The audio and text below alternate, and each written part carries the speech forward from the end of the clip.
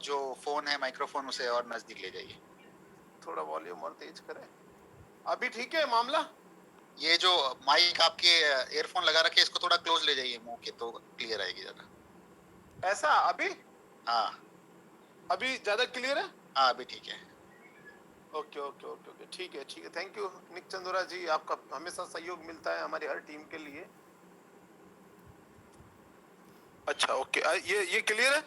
अभी अभी सही है। क्लियर अभी है सर, साफ? अभी अभी एकदम क्लियर है। Okay okay okay okay okay. तो यार राहुल श्रीवास्तव जी, आज का दिन एक यादगार दिन है और आज आपके सारे कोर से मैं मिल पा रहा हूँ।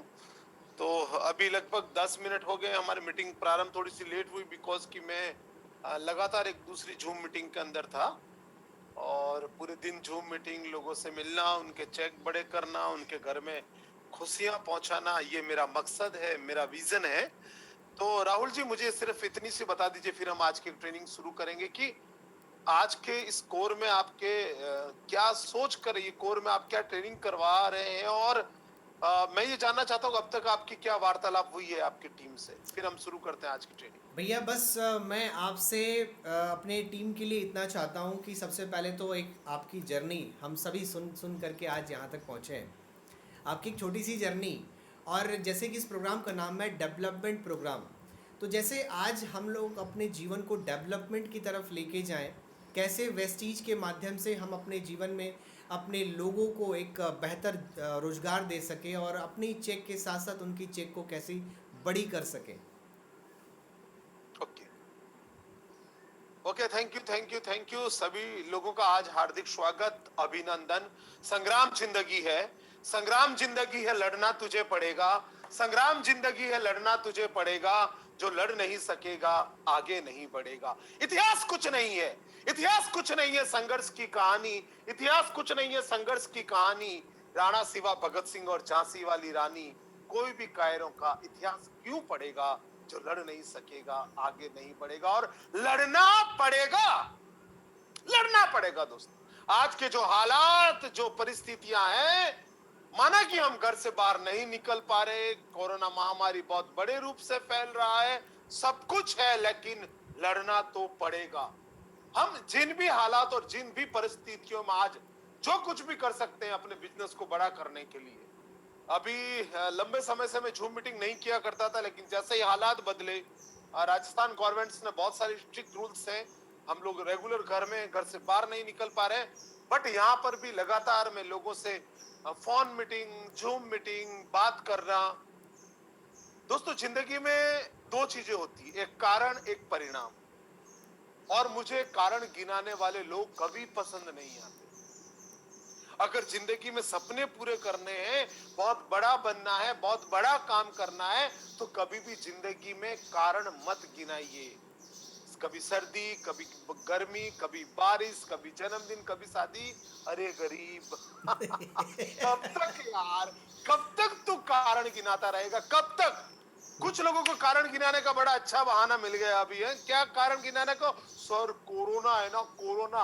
अरे तो जब तक कोरोना नहीं लगाता तब तक तू बन गया ड्यूसीडी, आ गया तेरे 10 लाख का चेक, आ गई तेरी लग्जरीज ना, तू तब भी नहीं कर पाया और करने वाले अब भी करेंगे।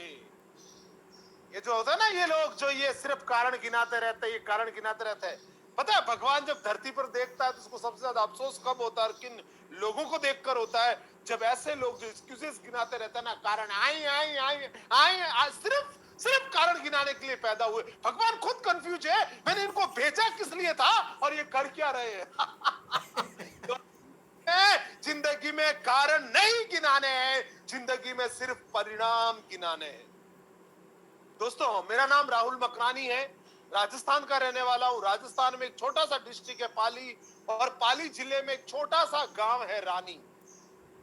गिनाने के लिए मेरे पास बहुत सारे कारण थे यार। मेरे पापा अनाज मंडी में मजदूर हुआ करते थे, मैं कच्चे घर में रहा करता था, पढ़ाई में बहुत कमजोर रहता था मैं, है ना। बहुत सारे कारण थे गिनाने के लिए, बहुत सारे कारण, पर ना, आज मैं सबसे पहले आपको एक चीज सिखाना चाहता हूं। आप जहां पर भी हैं, जो मुझे आज पहली बार देख रहे हैं, या हो सकता है फिर कभी, क्योंकि राहुल श्रीवास्तव मेरा बहुत लाडला छोटा प्यारा भाई बोल सकता हूं मैं, बहुत ही प्यार करता हूँ इससे, और स्नेह है, मेरा छोटा भाई मानता हूँ मैं इसको, अपना अच्छा दोस्त मानता हूँ। और मुझे राहुल के बारे में बहुत अच्छे से पता है कि एक दिन ये राहुल श्रीवास्तव इतना बड़ा बनेगा ना। ये जब मेरी पहली मुलाकात हुई थी तब से लेकर और आज तक मुझे भरोसा है। 2 बार पिछली बार मैंने आने का प्रयास किया पर बहुत सारी ऐसी विषम परिस्थितियां थी। अब की बार फिर मैं आने का सोच रहा था और चारों तरफ लॉकडाउन लग गया। लगता है प्रकृति कुछ बहुत बड़ा कराकर ही मुझे गोरखपुर राहुल के पास में और आपके पास में बुलाना चाहती है। हाँ दोस्त, जिंदगी में कारण नहीं गिनाने हैं, परिणाम देने हैं। पहली चीज आज मुझसे सीखना, जिंदगी में हालात चाहे कोई भी हो, जिंदगी में हालात चाहे कोई भी हो, परिस्थिति कैसी भी हो, सपने हमेशा बड़े देखना। और जो सपने बड़े देखते हैं ना, वो हालातों के आगे रोते नहीं है। हेलो, वो हालातों के आगे रोते नहीं है दोस्त। आपने कभी मोदी जी को भी टीवी में देखा क्या ऐसा कहते हुए कोरोना लग गया, क्या करूं, कहां जाऊं? कभी देखा? मुकेश अंबानी को देखा, अब क्या होगा, दुकानें बंद पड़ी, क्या होगा ना? कभी लता मंगेशकर, सचिन तेंदुलकर, अमिताभ बच्चन, जो बड़ी सेलिब्रिटी है ना, किसी को भी इस हालात और इस दौर के अंदर भी आपने रोते हुए देखा है क्या? ना, वो रोते नहीं है, इसीलिए वो टॉप पर है। दोस्तों, इन्हीं हालात के अंदर बड़ा सपना देखो ना, क्योंकि जिंदगी में कोई भी शॉर्टकट नहीं होता, लाइफ में शॉर्टकट नहीं होता दोस्त। मेरी पृष्ठभूमि ऐसी रही है कि जहां पर मैं था वहां से यहां पहुंचना बहुत मुश्किल था, बहुत मुश्किल। मेरा जन्म एक गरीब परिवार में हुआ। पापा अनाज मंडी में मजदूर हुआ करते थे। मजदूर का मतलब जानते हैं आप? हाँ अनाज मंडी से बोरी उठाकर बैलगाड़ी, ऊंट गाड़ी या ट्रैक्टर में डाला करते थे। हाँ हाँ, मैं आप लोगों को बताना चाहूंगा, मैं मजदूर का बेटा हूँ। मुझे फक्र है, प्राउड है, मेरे पापा एक समय में मजदूर हुआ करते थे और आज वो मजदूर का बेटा लाखों लोगों के सामने आकर बोलता है, एक मजदूर और गरीब घर में जन्म लेने के बाद करोड़पति बनकर आपके सामने बैठा हूं, मोटिवेशनल स्पीकर बनकर आपके सामने बैठा हूं। अगर मैं कर सकता हूं, मेरा ये मानना है कि अगर मैं कर सकता हूं तो यहां पर बैठा हुआ हर शख्स कर सकता है। हाँ, पढ़ने में मैं बहुत ज्यादा इंटेलिजेंट था। मेरा गोल्ड मेडल थोड़ा सा ही चूकता था। 10th क्लास पास किया मैंने, 38%, third division by grace. Grace का मतलब जानते हो ना, धक्का। इस क्लास से धक्का लगा के आगे फेंक दो, अब आगे वाले जाने। और 12th में मेरा रिजल्ट 2 बार डाउन रहा। डाउन बोले तो फेल। एक बार फेल हुआ, मन नहीं भरा, मैंने कहा कुछ दोस्त पीछे छूट गए यार, इनको भी लेके चलते हैं। पता है दोस्त, जिंदगी की एक सच्चाई और कड़वी सच्चाई क्या है? आपकी एजुकेशन से आपका कैरियर का कोई लेना देना नहीं। पता है पढ़ा लिखा क्यों जाता था? आप पुरानी आजादी के आसपास की फिल्में देखना, आप उस समय जो मूवीज बनती थी उसमें कहीं अंगूठा लगवा दिया जाता था, अनपढ़ लोग होते थे और उनकी प्रॉपर्टी, खेत या सब कुछ किसी और के नाम हो जाता था। तो यहाँ पर सिर्फ इतना सा तात्पर्य है, यहाँ पर सिर्फ इतना सा तात्पर्य है, आपको पढ़ाया इसलिए है कि आपके साथ जिंदगी में धोखा ना हो सके। पढ़ाई का कतई मतलब ये बिल्कुल बिल्कुल भी ये नहीं था कि आपको नौकरी मिले, जॉब मिले। और नौकरी पीछे ई की मात्रा है, आखिर रहेंगे तो नौकर। जॉब इंग्लिश में बोलते हैं जॉब। जॉब का मतलब just obey boss, yes no yes no yes no. Sir मैं खाना खाने जाऊं, यस नो। सर मैं शाम को घर पे जाऊं, यस नो। सर मेरे को छुट्टी चाहिए, यस नो। अरे अरे, तेरी जिंदगी तेरे हाथ में नहीं है। अगर आपकी जिंदगी में कोई बॉस है ना दोस्त, तो आपकी जिंदगी का कोई मतलब नहीं बनता, क्योंकि राहुल मकरानी का जिंदगी का एक ही बॉस है और वो खुद राहुल मकरानी है। मैं तय करता हूं कहीं आने जाने का समय। मेरा मन करेगा तो मैं काम करूंगा, मेरा मन नहीं करेगा तो मैं काम नहीं करूंगा। ये फीलिंग्स आपको सिर्फ एक जगह पर आ सकती है और वो है नेटवर्क मार्केटिंग। दोस्तों, 12th में 2 बार रिजल्ट डाउन होने के बाद में जय नारायण व्यास यूनिवर्सिटी जोधपुर राजस्थान से मैंने पॉलिटिकल साइंस के अंदर एमए किया। एमए का मतलब जानते हैं आप? एमए मतलब, हाँ, मास्टर ऑफ आर्ट्स। एमए करने से पहले मुझे भी यही पता था, लेकिन बाद में पता चला एमए का मतलब होता है पूर्ण शिक्षित बेरोजगार। 17 साल आप एक सिस्टम को देते हो और वो सिस्टम आपको 1500 रुपए महीने कमाने की ताकत नहीं देता, उसको बोलते हैं एमए। और एमए करने के बाद छोटी सी नौकरी किया मैंने, 1500 रुपए के लिए नौकरी किया 2 साल तक। और वहां से एक दिन मेरी लाइफ का टर्निंग पॉइंट आया। एक होटल में एक शख्स से मिलने के लिए गया और उसकी एक बात बहुत अच्छी लगी मुझे कि अगर आपने गरीब घर में जन्म लिया है तो इसमें आपका कोई दोष नहीं है, पर अगर आप गरीब मरते हैं तो इसमें पूरा का पूरा दोष आपका है। आज मैं आपसे बोल रहा हूं दोस्त, दुनिया में आना क्या आपके हाथ में था? नहीं। दुनिया से जाना क्या आपके हाथ में है? नहीं। ना आना हाथ में है, ना जाना हाथ में है, पर इसके बीच की पूरी जिंदगी बिताना आपके हाथ में है। बदल जाओ वरना बदल दिए जाओगे दोस्त। मैं नेटवर्क मार्केटिंग की शुरुआत की, बहुत नाम, इज्जत, पैसा और एक्सपर्ट कमाया।